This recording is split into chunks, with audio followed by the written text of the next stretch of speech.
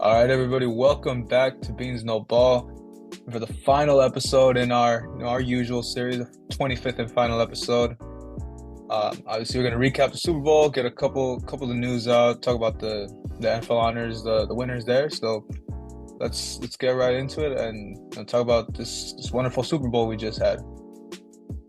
Yeah, so obviously this is the last episode of the 2022 to 2023 season, pushing strong with 25, and obviously with the last one we got for now, obviously we got the Super Bowl, great Super Bowl, but obviously not gonna talk no more. Let's get right into it. So obviously the Chiefs and Eagles. This was a great game.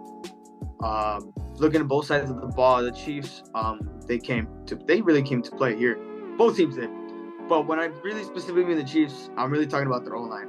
I mean, they let up 0 sacks the entire game against arguably against the best pass rush defense in the league. And with leading in sacks, I think there were 70 total sacks last season. So I mean, for them to let up 0, not even one, not even any close to Mahomes, I mean, that's impressive. I would say that was one of the key factors that we did not mention in our last episode, because obviously we thought it would have been ugly for them. And then obviously looking at Hassan Reddick as well, saying that Hassan Reddick's going to be a big threat. He was quiet the whole game. I mean, I stood a couple times. He got bitched basically, and I put in this one now. Hassan Reddick is coming from the edge, and then he just gets pancaked. I'm just like, God damn, So I mean, the Chiefs, the O-line really stepped up and really helped Mahomes after getting injured. I don't know what perks they give Mahomes at halftime, but on one ankle, he still managed to cook the defense. And speaking of defense, Philly's defense absolutely disappeared in the second half. I mean, well, first, let me talk about the first half, obviously. It was 2 great opening drives by both teams. I mean, Eagles, they scored right away on the opening drive. I think it took them 5 minutes, and they got 70-something yards for a touchdown. Then obviously the Chiefs, retaliating back again, score 7 points to tie the game. So obviously I knew it was going to be a pretty decently high-scoring game. I know I predicted my record to be 48-45, but I mean, sure, I can say it was pretty close, but yet pretty off, and for the most part. But obviously Eagles, they did control the second half. I mean, these mistakes that the Chiefs committed in the beginning that pretty costed them 10 points for the Eagles. I mean, Jalen Hurts not being able to secure the snap, fumbling the ball, and then obviously Nick Bolton. Is it Bolton or Boston? Nick Boston? Bolton, yeah. I get confused between the name. But yeah, Nick Bolton obviously scooping it up and scoring for the Chiefs to keep them in the game.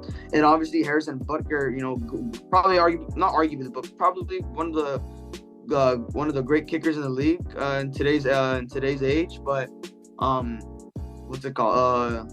Yes, he did miss the 3 points, the field goal, and that kind of did cost him a bit. That was really made it down by 10, but obviously did not matter.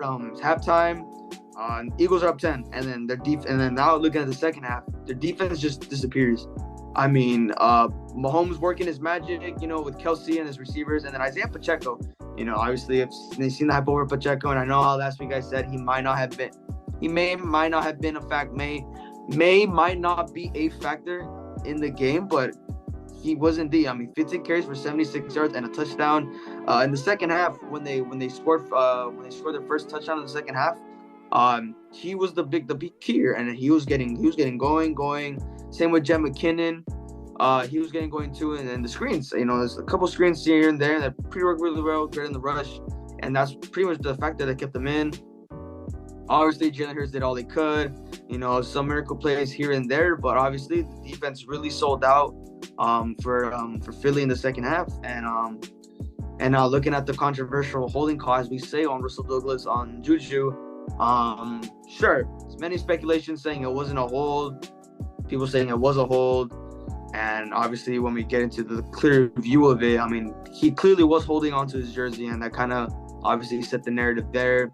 Even he admitted to it. I mean, you really can't argue with more. I mean, maybe he wasn't, and then he's just saying that it was, just because they lost. But, people are still going to argue regardless. But looking into the Super Bowl, honestly, it could have been one of the greatest Super Bowls we've had in a while. But obviously the ending was very anticlimactic. Such a bad ending to that game. I mean, Eagles got it back with under 10 seconds to go after Harrison Buckner made got the field goal to obviously get him the lead. But very anticlimactic ending. I mean, Jalen Hurts, one pass that was way incomplete. Honestly, I really hope to see like a lateral game going on, but obviously, sadly, we didn't get that, and that's the reason why could have been great. Could have been a great Super Bowl, but the ending was just very lackluster. But obviously, recapping to this, Mahomes on one ankle, still carried the Chiefs on his back to secure this victory and just getting his second Super Bowl victory in 5 years. So obviously, his GOAT status is obviously getting there, but he's no Brady. But with the way he is playing and however long he decides to play, he could possibly pass Brady. That could be a stretch, could be a bold take, hot take, whatever you want to call it.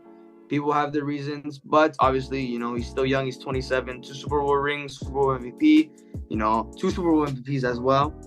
Already multiple at just 27 years old. So he is obviously the best quarterback in the league.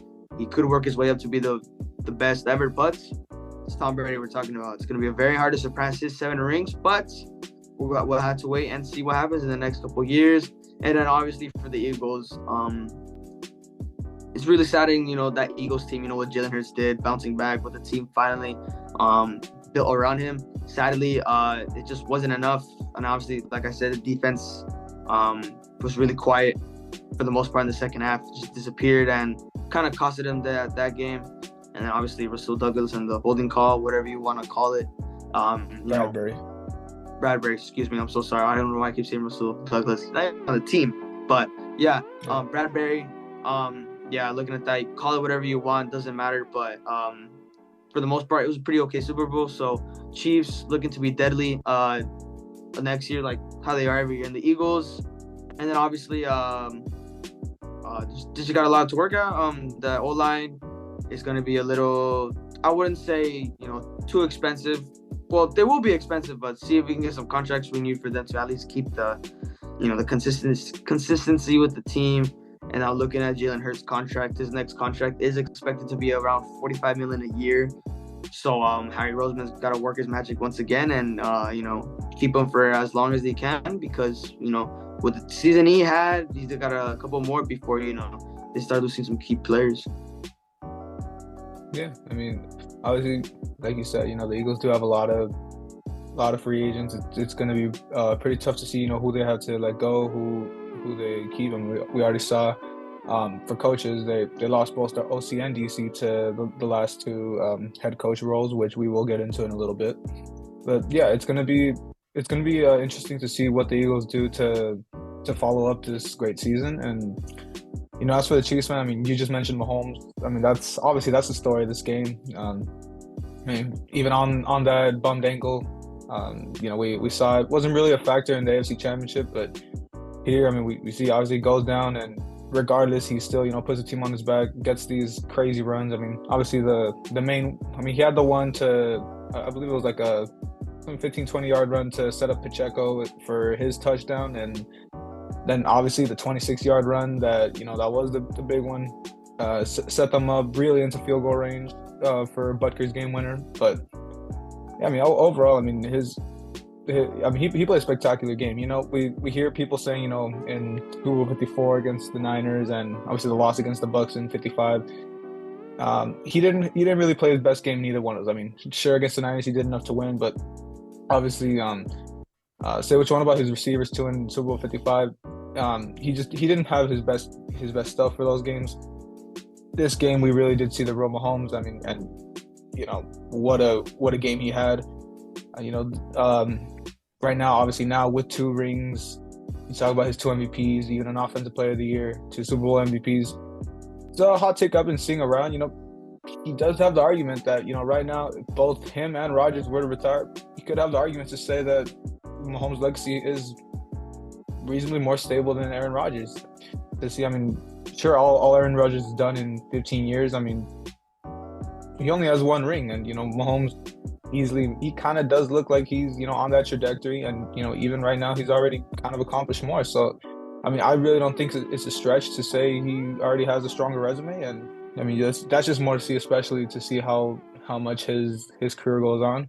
Because I mean, I know you love to say, see his chase for Brady, see how he can get to those 7 rings. Like 7 rings is a lofty number, but I mean, if anyone can do it, it's got to be Mahomes. So I mean, apart from that, you did mention that Chiefs O-line. We expected it to be pretty lackluster, but I mean, you already said,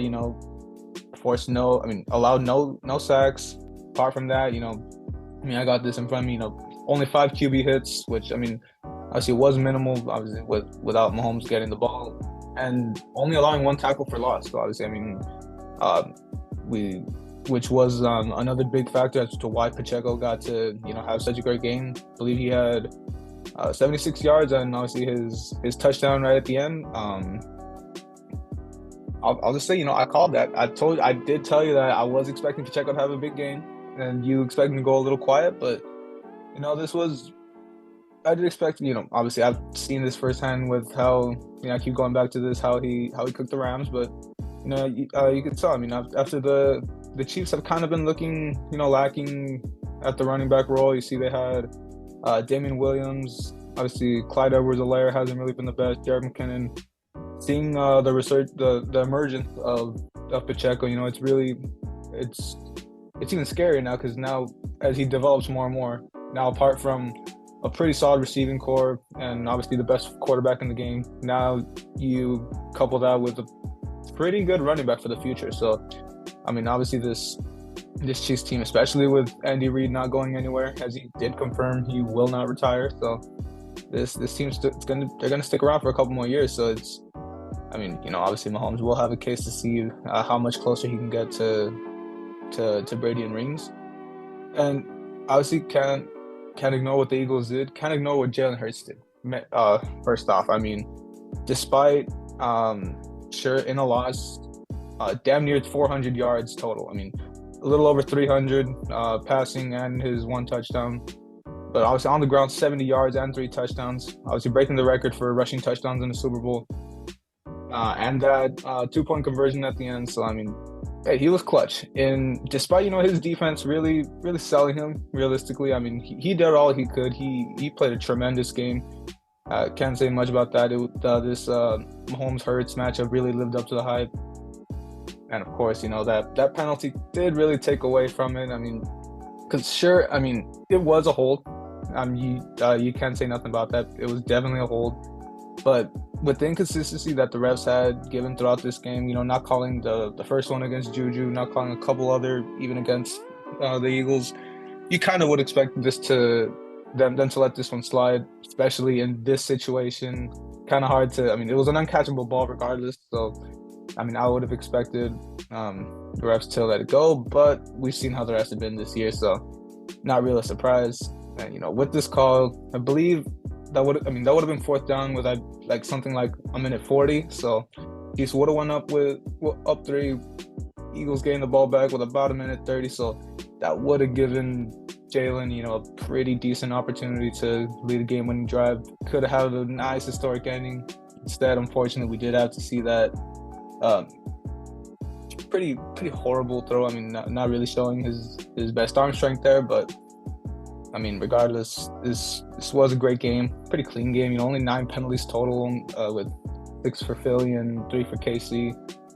And I guess the only other real thing we could talk about, that grass. That, I mean, pretty shitty. I mean, we hear all the stuff pregame. We were hearing, they spent something around $800,000. Spent 2 years getting it perfect, and you see, the players slipping around. I mean, it was a pretty big injury hazard. So. I was unfortunate, thankfully, and no one really got seriously hurt. But regardless, apart from that, generally, really good game. Despite that ending, it was one of the better Super Bowls in the past couple of years. And I mean, hey, congratulations to the Chiefs.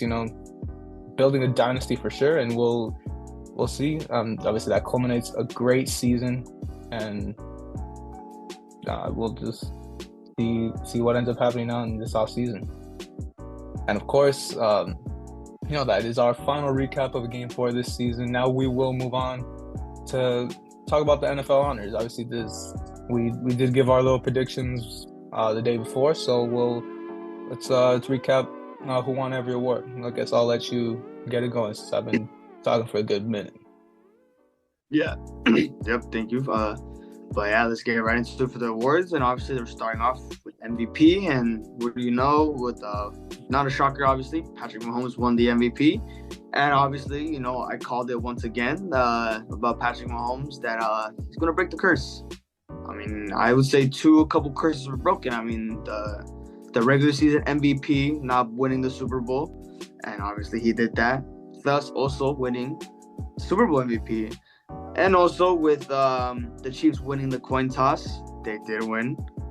Despite the last five other winners, not including this last week's Super Bowl, they are 0-5 from the last 5 years of whoever wins the coin toss. And then obviously with the other superstitions, teams that wear the white jersey in the Super Bowl win, and obviously that happened. And obviously how we talked about it before. If it's someone to break some sort of curse, it would be Mahomes, and called it from the get-go, and he was the MVP as we called it. And obviously this wasn't a shocker. If we are being realistic here, I mean Mahomes just had a phenomenal season this last year. I mean his stats were just amazing. Really he could do anything, especially with the new receiving core that he got. Getting Marquez Valdes-Scantling during before the trade deadline, and then obviously getting Juju as well. And then obviously acquiring Kadarius Toney, who also in the Super Bowl did have a really big play in the punt return that we also forgot to mention. And then obviously some complications with the running back position, CEH, Clyde Edwards, Hilaire, not really being there, but obviously Jet McKinnon and Pacheco did step up, so which is great. And obviously Mahomes doing what he does best, really plays an impact, and obviously getting the MVP award. This is his second MVP? Second. It is indeed his second MVP. Thank you. His second MVP in his very, so far, short NFL career. That has a lot more years to go, obviously, at just the age of 27. And obviously, Jalen Hurts was the runner-up for the MVP. And I'm just, him missing out those 2 games, I would say kind of killed his MVP spot for the first place. And, it sucks, man. I mean, his shoulder really did play a negative factor into that. But, hey, it would be nice to see if Jalen Hurts comes back next year angry. But, me as a Cowboys fan, kind of don't hope that. But, obviously it's always good for players around the league to bounce back from stuff like this. And then, obviously, Josh Allen, he also acquired 1 MVP vote. And then the Bills, the medical staff, the medical doctor. Their athletic trainer, yeah. Did receive 5 MVP votes. I mean, he got more than Josh Allen. But, that's, not much to say about that. Just Mahomes MVP award, and it was just an easy call for us. Yeah, absolutely. And now, of course, moving on to Offensive Player of the Year. This was also a pretty easy call for the 2 of us, which, just like last year with Cooper Kupp, see basically the same thing this year. Justin Jefferson, if he wasn't a receiver, he probably would have won MVP, obviously, as we know how much of a QB-friendly award that is. But, I mean, not much you can say. Just another great historic receiving year for him. 128 receptions and 1,809 yards. Sure, obviously, we saw how much his performance kind of did take a dip near the end of the season. Kind of getting locked up by I don't remember. Believe it was a Commanders game or somewhere around there. But I mean, he had a dip in performance, unfortunately, that really kind of hindered what could have been if he actually would have made a run at Megatron's record. But regardless, it was just another great year for him. Sure, another great guy that we love to talk about, Kirk Cousins. His quarterback really gave him great opportunities, and just Kevin O'Connell's defense. Obviously, I'm a big fan of him. Our Rams former OC did great things for us. Obviously, love to see him having so much success as a head coach, first-year head coach. Sure, I mean that defense of theirs did sell them, and sure their offense obviously got pretty fraudulent come playoff time. But I mean, you have a lot to look forward to for the Vikings, especially with Justin Jefferson. But now with their defense picking up Brian Flores, got a a lot of great defensive schemes to look forward to for the Vikings, and maybe now see a second year for Kevin O'Connell. This could be a pretty scary team going forward. See what they can do in 2023. Yeah. Arguably Justin Jefferson. So obviously we're the obvious choice for this. It sucks he couldn't win the MVP since we know how quarterback biased the MVP award is. But hopefully that career isn't wasted in Minnesota, like how Randy Moss's was. She also was a Viking, but obviously best luck to Justin Jefferson for the best years to come. So obviously moving right on to the defensive player of the year, which was another one we got was Nick Bosa. But the standings on this was kind of I will say was pretty surprising, and the fact that Micah Parsons didn't even get a single first place vote. Different arguments can be made. We've gone over it saying, Nick Bosa missed a couple games and he still decided to go off. Sure, he was quiet during playoff time, but many arguments you can make against say Micah Parsons, like, he disappeared the last couple weeks. I'm like, sure, you can also make the argument saying, sure, he missed the last couple of weeks, but his stats were literally most of his stats, a huge percentage of his stats were better than Nick Bosa's. And, obviously both arguments can be made, this and that. I just found that pretty lucrative. Found that pretty ludicrous, excuse me, for Micah not even to get one single vote. And that kind of, triggered me a bit, kind of made me mad a little bit. I'm just like, no way he didn't even get one at all. But obviously, Nick Bosa, dominant year. Great for him. He's obviously one of the best defensive players in the league as we speak. And more better years for him to come.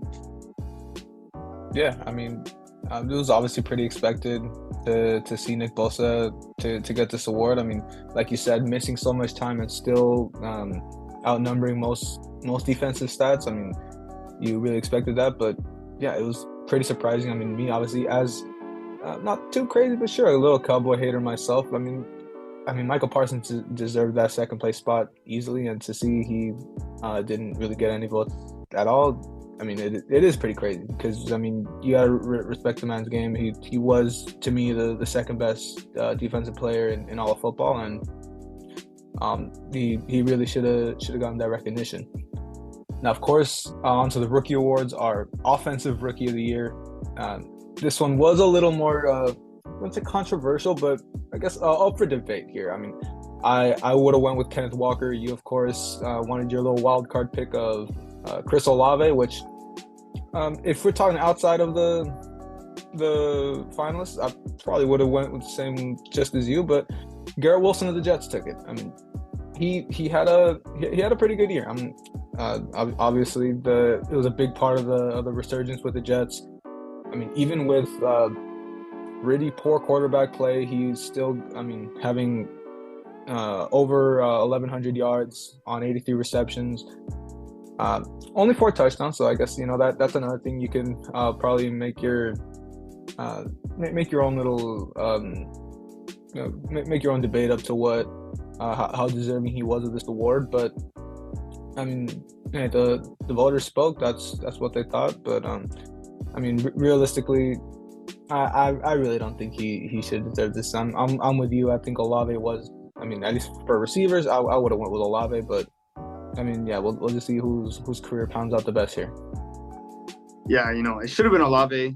Sure, yeah, wild card pick, but I would have said it would have been probably the most obvious, not obvious choice, but I would say it would have been the most fair choice here since Olave did have, a slightly better season than him. But just how it is. The Jets getting the Rookie of the Year award sweep, following on with Defensive Rookie of the Year, which this one was, sure, you can say obvious call. Sauce Gardner did win Defensive Rookie of the Year, so the Jets get the sweep for this one, for the Rookie of the Year awards.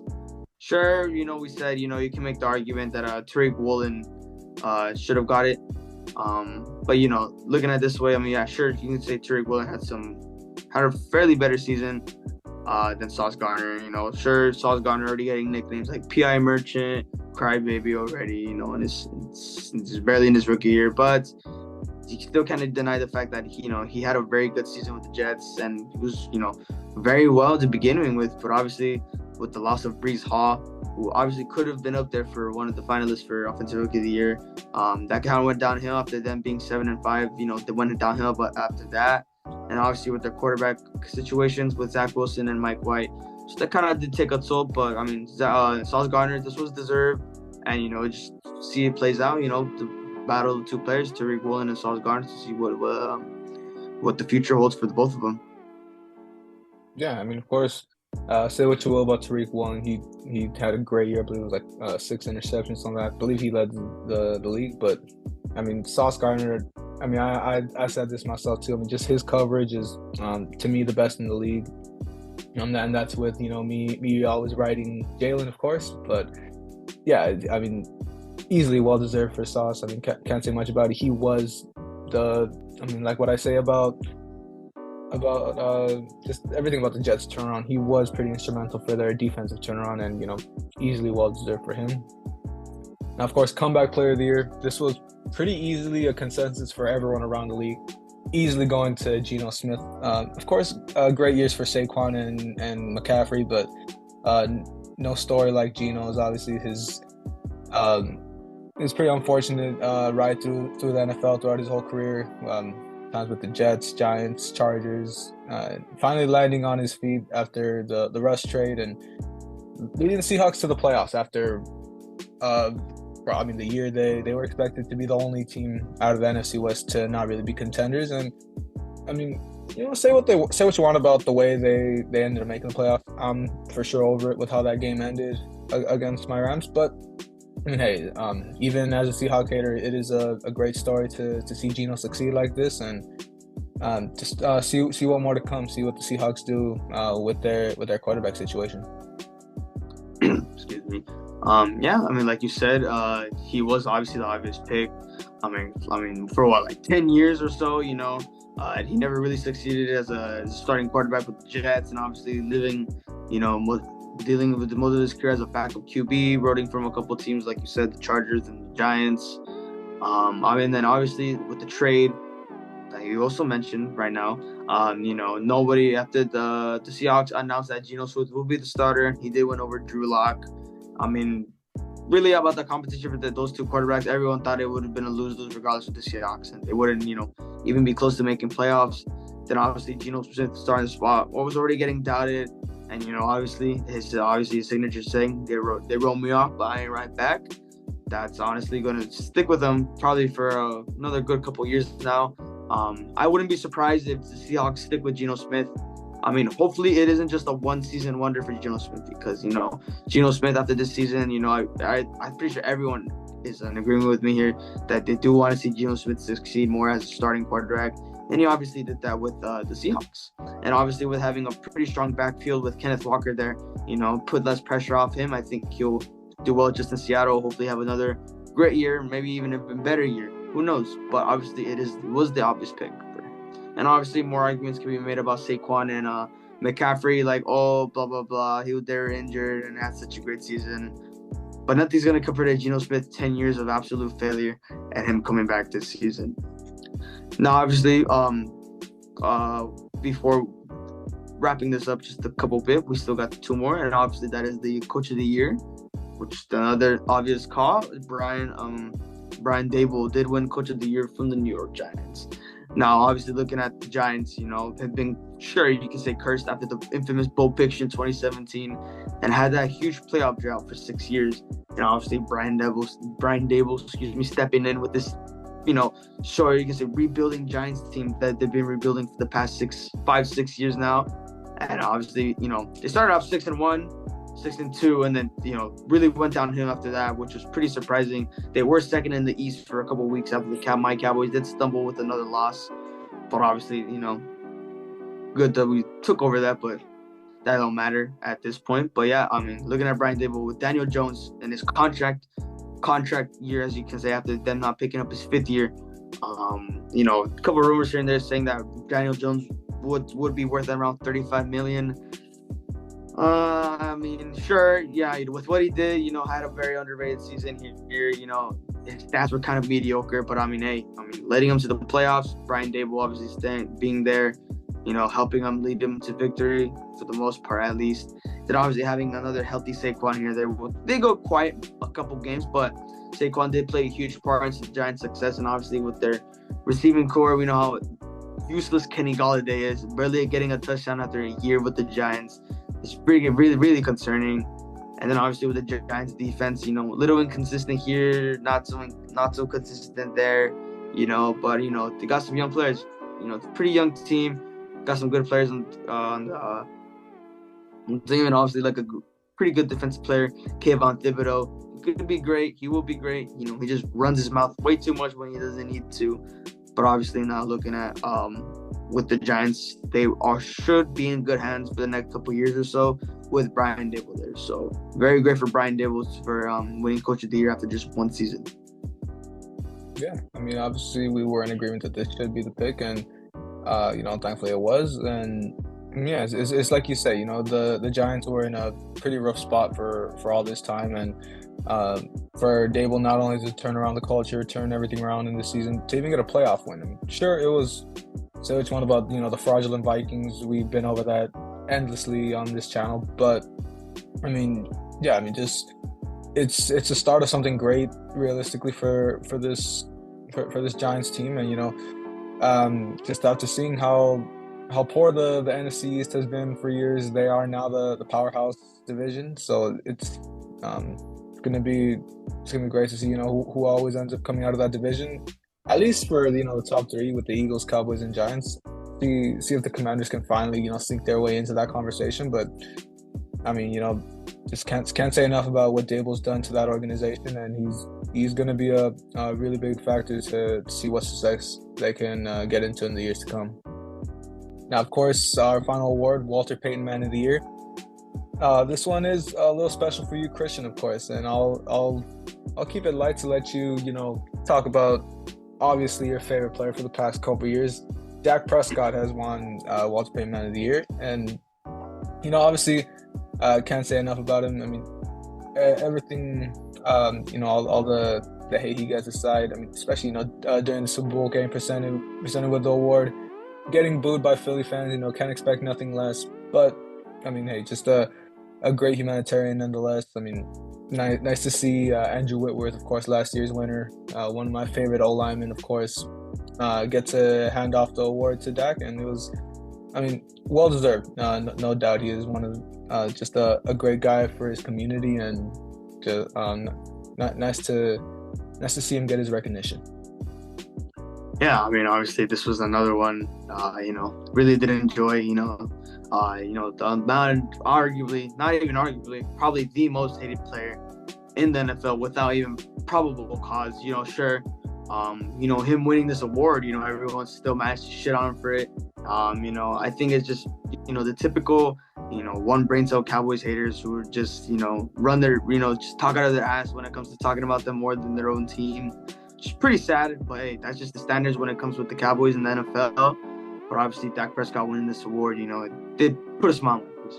The things I've said after playoffs about Dak, this and that, some little emotional outbreaks here and there, but obviously got over it. How much I've ridden with Dak since I was in sixth grade when we drafted him. Still gonna ride with Dak, but unfortunately, objectively, we do got at least another 2 to 3 years with him, and that's about it. If we can't even get anything done, but obviously, Walter Payton Man of the Year. This is the most prestigious award in the NFL, and obviously getting that, it's just it's a great honor, and obviously Philly fans. Sure, you can argue with them between them or Cowboys fans for being the worst fan base, but really Philly, if we all can really agree with it. Booing him, I think he let out a little fuck Philly here and there, which felt good. But hey, I'm just saying, Super Bowl, Dak Prescott, 1 trophy, Eagles 0. Stick by that. I don't care what anyone says. Little humor here and there. I can, get the humiliation from the Philly fans after that, but. Obviously, it's really great, seeing Dak Prescott win an award here. And obviously, last season, very bad, very mediocre, bad season. And that's really what everyone's just, is looking at. I mean, just really one bad season he's really had his whole career. And everyone's just, using that season against him for what he's done for Cowboys. I mean, already sure, he has the same playoff record as Tony Romo, but I mean, he's obviously done a little bit more than Tony Romo has done. With the tenure with the Cowboys, and obviously, like I said, 2-3 more years with Dak, and time to look for a new QB. But obviously, our only standard at least gets to the championship, past the divisional round. Really, not even Super Bowl. That's just the bare minimum for us. Get past the divisional. But I do think and I've said this every single year, especially the COVID season, that I did say Dak Prescott, will have such a huge bounce back, proving everyone wrong, and he was, unfortunately, but almost had the historically worst defense in NFL history, which kind of did push it back. But like I said, and I will stick by this again, Dak will have another bounce back year. Looking at these interceptions that he threw basically almost every game. The only time he didn't throw, an interception was, I think, against the Minnesota Vikings. So from what I recall, but obviously, still gonna ride with Dak. And obviously, I really hope for a bounce back season. Hopefully we can get far this time, as getting older, and I actually want to experience them winning a Super Bowl. Don't want to be all shriveled up when they win and just be like, but hopefully best to come. And not much to say. Kind of dragged it a bit, but that will wrap up our 2022-2023 NFL Honors Awards. Pretty good awards, and then obviously some controversial winners for this, but it's already done in the past. And obviously, before we wrap up this episode, we have some very important news so far, and that comes with the Eagles coordinators, starting off with their former defensive coordinator, Jonathan Gannon, who arguably coached a very good Eagles defense, especially with the leading in sacks, and obviously with the defensive backs, doing pretty okay for the most part. But he did leave. He left already, and he will be the future coach of the Arizona Cardinals. So we'll see what he cooks up with Kyler over there, and hopefully DeAndre Hopkins, to see if they don't trade him or release him. Probably won't happen, but could. And just see what he's willing to do over there in Arizona to fix the team a bit. We know how we've seen with Kyler and his ACL injury. So hopefully, obviously fast recovery for him. Get him rehabbing, get some practice. Obviously, him start practice soon, and see if he can turn this Cardinals team around. Yeah, obviously we'll see if the Cardinals got the right guy here. Obviously they did with Kingsbury, so time to see what Gannon can cook up. And as for the Eagles' offensive coordinator, the Colts snagged him up, as this is obviously the last vacancy for head coaches. They got Shane Steichen, obviously a pretty good guy. I mean, he pretty much one of the key roles in really getting Jalen Hurts to really his resurgence, as a lot of people were really doubting him coming into this season, and quite obviously he shut everyone up and proved everyone wrong. And this entire offense, which sure the Eagles defense was the focal point, which is why Gannon gets a lot of credit, but I mean, obviously the Eagles defense the Eagles offense was no joke, and they got Steichen to really appreciate for that. And it's just up to seeing if he can get the most out of whatever the Colts are trying to cook up. I mean, time to see. Obviously, it's probably gonna be C.J. Stroud, who they end up drafting, unless they trade with the Bears to make a run at Bryce Young. But I mean, aside from that, they got a pretty decent roster. They're really, you could say they're a quarterback away, unless if they do trade up, they'll probably lose some key assets like Pittman or something like that. So it's just all up to see what the front office decides to do, what assets they're going to leave for Steichen, and just see how the Colts can end up working out. And of course, that being said, that does wrap up our little news segment. It does wrap up basically our full. Does fully wrap up our 25th and final full episode of this series we got on here. So can't say much more. Just so I mean I'm so thankful that we got to ride out the whole year. Just thankful we got to do this.